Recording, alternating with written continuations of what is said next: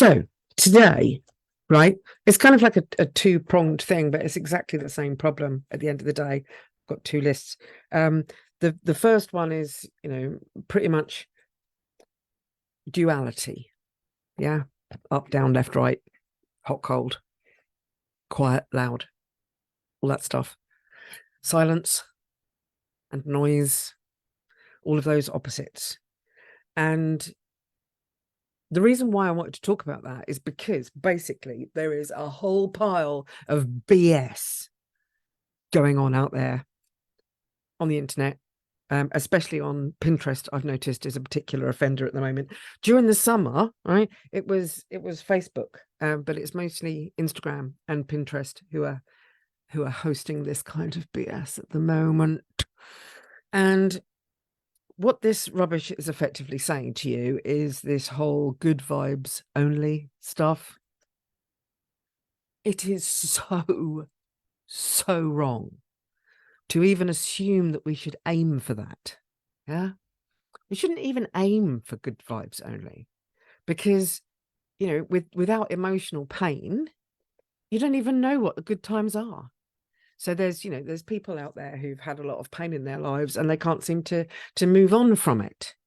And the reason why they can't move on for it is because they're trying to go from like the lowest of the low to good vibes only, and missing out all of this journey.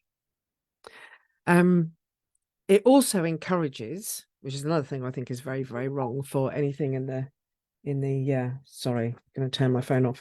Anybody in the self-improvement or personal development world needs to stop promoting perfectionism.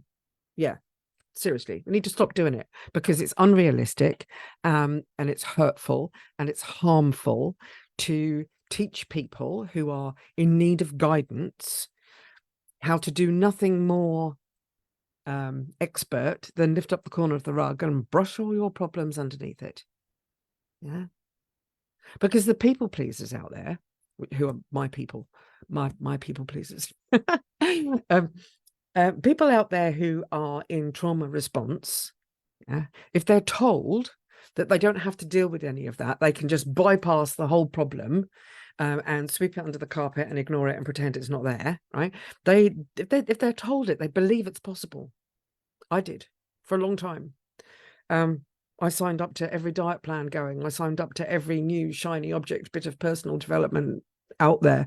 I spent money on everything from Mind Valley, which is great if you've got nothing else to do in your life, yeah, then study. If all you want to do is study, Mind Valley's brilliant. But if you want to study and teach, there's too much blurring going on, in my opinion, because without joy, yeah, in your life, the downsides have no potential. But likewise, you can't experience joy, not true joy, without understanding the emotional pain. I'm just going to give a couple more. I wrote down a little list of examples of things that cannot exist without their opposite. Light without dark, up, down, hot, cold, left, right. Even the opposites on a color wheel. Yeah. If you want to know what I mean by that, do a Google search for color wheel, and just look at the opposites and how they fall, how they work. I mean, black and white, black being the presence of all color and white being the absence of all color. Yeah, because it's not just black and white, it's different colors of light coming together. It's that light and dark. It's calm, crazy, balanced, chaotic, loud, quiet, stop, go, hold, and free.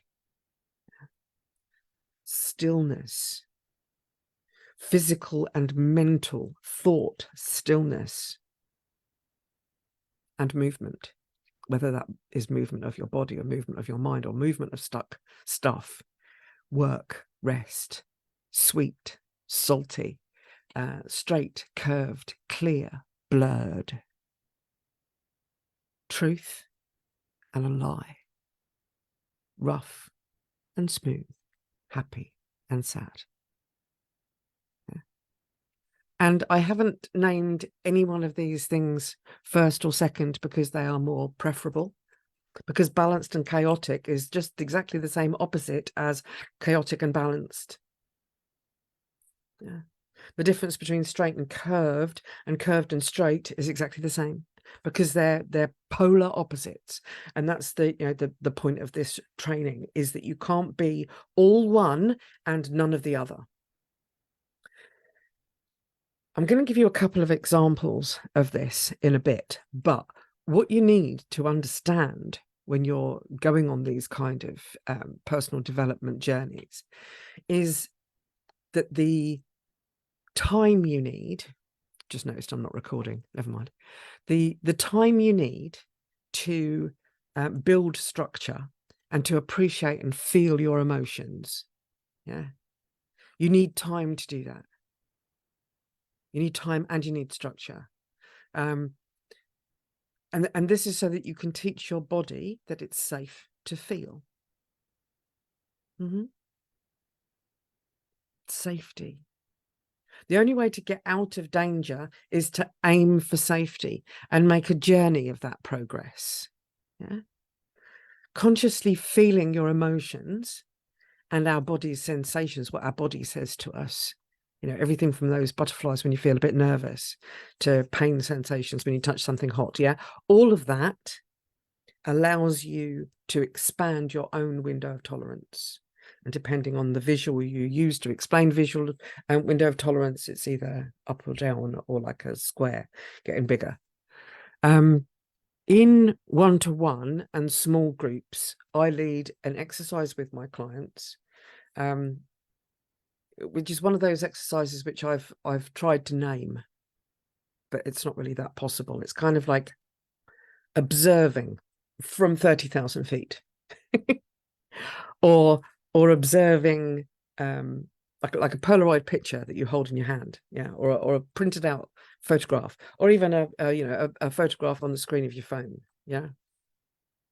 Observing that picture so that you can experience happy and sad at the same time, yeah. So those are the polar things, that happy and sad, experiencing the truth of a situation and a lie that has been told to you in the same breath, without actually becoming so attached to the emotion that it takes you and takes you into your body instead of out into growth. There's a gentleman that I listen to quite a lot on YouTube, who describes that for healing generally, and this is a very wide general definition, for healing, that there are 5 areas of healing: mental healing, emotional healing, spiritual, physical, and financial. Yeah.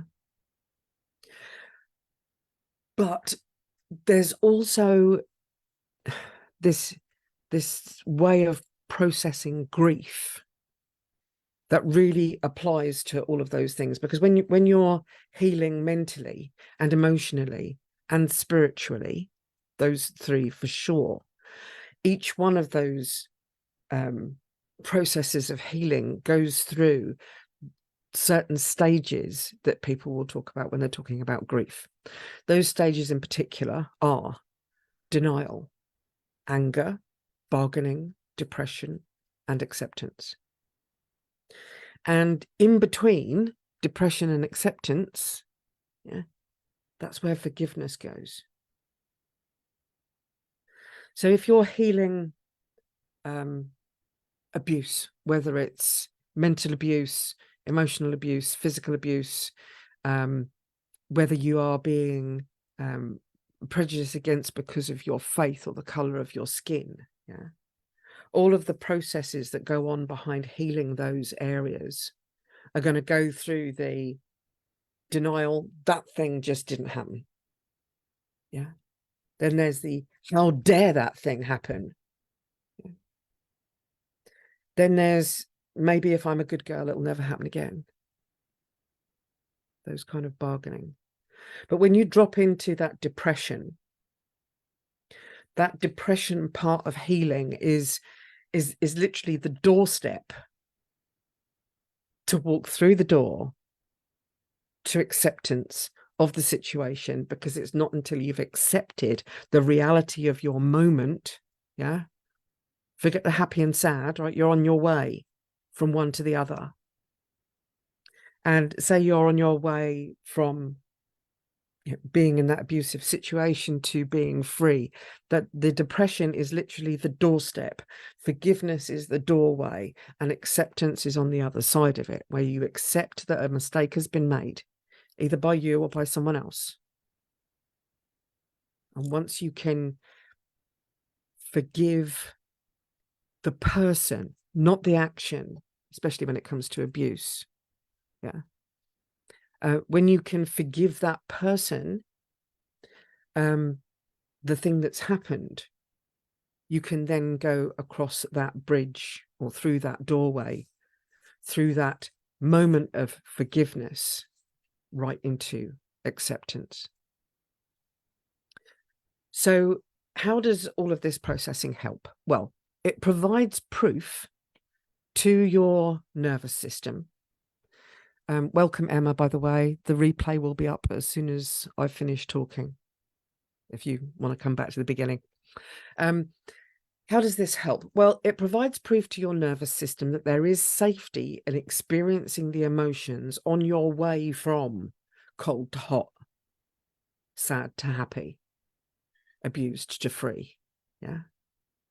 And the reason why this whole good vibes only thing is the biggest pile of whatever word you want to put in there, yeah, is because it stops you experiencing all of those steps. It stops you from actually doing the healing.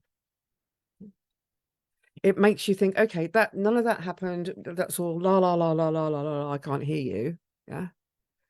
And yet that abuse, the problem that is there causing your emotional disturbance in this moment can't be brushed under the carpet, because if you do, it's just going to leave a lump in the carpet which you're going to trip over every day.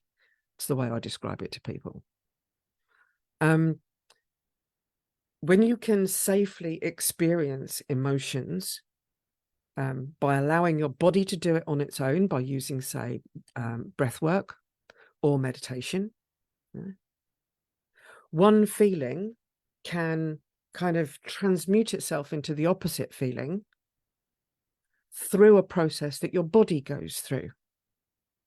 And that process is not as obvious as denial, anger, bargaining, depression, forgiveness, and then acceptance. It's not that obvious. But what the body does is it goes, okay, I can choose to release this now. And when your body is shown the strength and shown the resolve to feel something before it's released, then your body just says, okay, I'm done with this.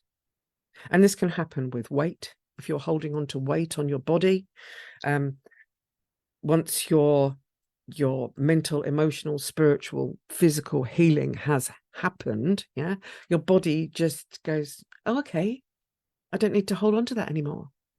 It's the same as your body can say, right, I don't need to hold on to the pain of that moment because I've now completed the journey away from that moment.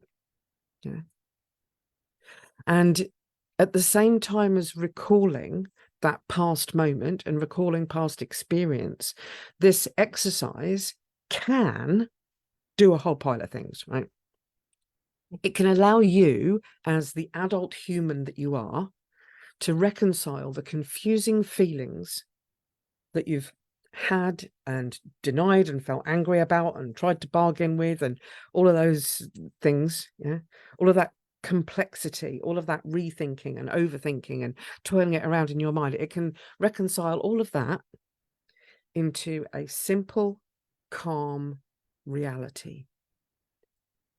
And by doing that, you remove all of the stress and confusion that your body can feel, which then enables your body to stabilize your whole being. But it's not, I'm going to go back to this, to the beginning again. It's not good vibes only just makes it the whole world better. Yeah, it's a process. And once your body can release the stress and confusion and become stable, then your body can support you in your mental, emotional, and spiritual layers of healing. All of this helps your mind, your blessed, absolutely amazing piece of, fat and nerve endings is all that's going on in there. Yeah. And yet all of the neurons and the pathways and the things that form language that comes out of my face, that forms concepts before I speak them. Yeah. Your mind can then begin to make meaning of all of the sensations that your body gives you. And then best of all, right, you can feel, process, and release the stuck emotion.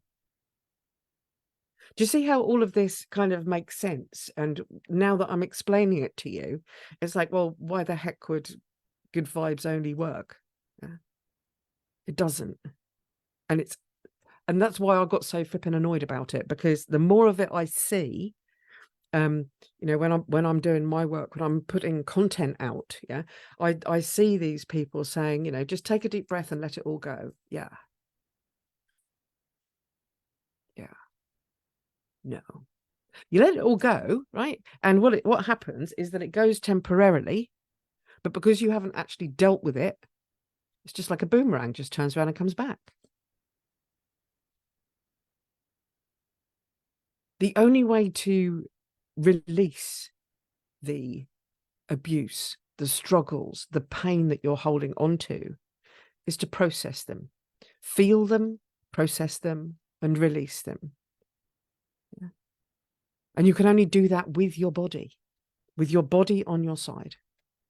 All of the work that I do, whether it's, mental, emotional stuff in the 3Ps system, or if it's very, very deeply body-based with the breath work that I do, no matter which way you come at it, the body is always involved. That's why I always meet with my one-to-one clients and my group clients at least once a week on a Zoom call,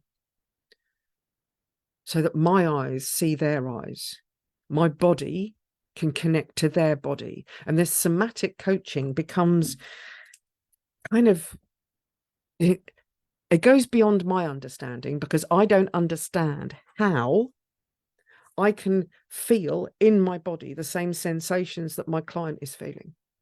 I don't know how that works. Don't ask me how that works. It just works. Yeah. It's also quite difficult for me to explain why certain breathwork patterns will release certain kinds of trapped emotion.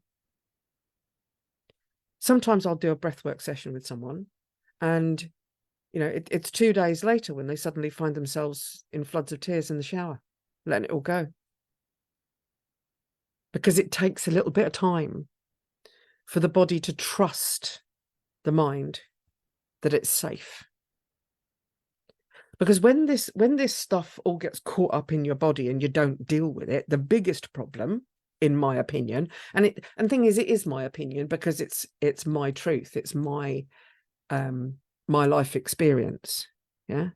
I had early trauma, midlife trauma. I tried to deal with it in various forms of people pleasing, including an eating disorder. And now, in my 50s, I'm dealing with what some people call autoimmune disorders. Yeah. Fibromyalgia and ME is my diagnosis. Also, this can trigger, as I said, with the denial, anger, bargaining, depression stage. When you go into that depression stage, if you're not actively processing it, that depression gets caught up in your very body tissues. Yeah? And if you don't believe me, think about things like people who sit at a keyboard all day and don't stretch their bodies out, right? Their bodies become forward curved. Yeah. Their wrists become stiff, their fingers become stiff.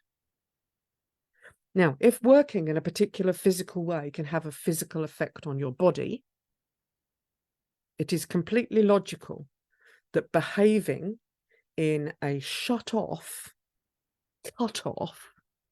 good vibes only space, yeah, It's going to affect your body. And because you're cutting yourself off from your body, you're not allowing yourself to feel things. That's where you end up with mental ill health and triggers. Yeah. Triggers is a wonderful word.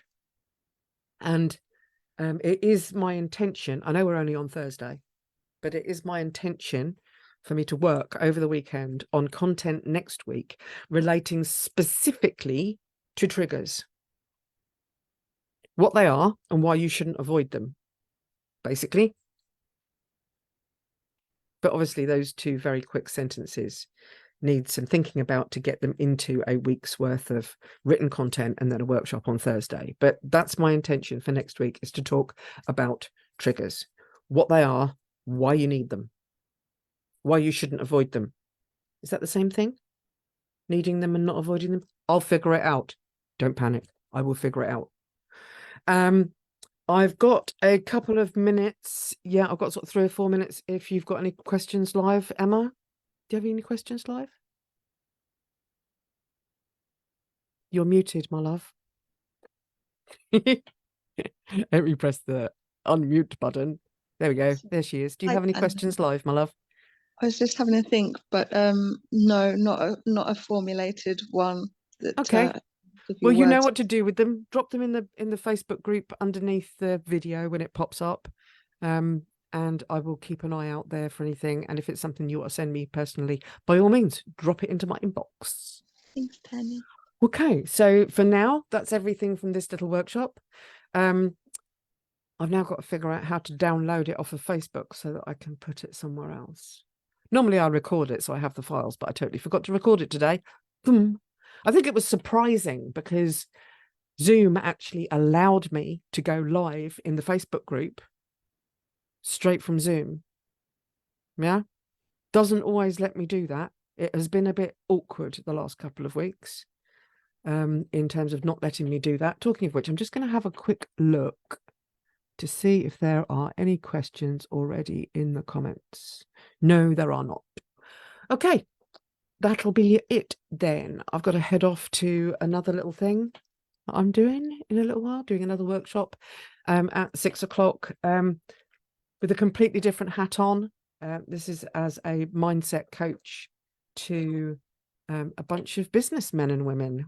We're talking about how to make social media that works, not just pointless comments that everybody ignores, formulating plans and things like that. But anyway, that's a whole different subject for a whole different group of people. Like I said, I should be back here next week talking about triggers. That'll be the subject. I've decided I'm going to do it. Okay, so I shall see you all then. Bye for now.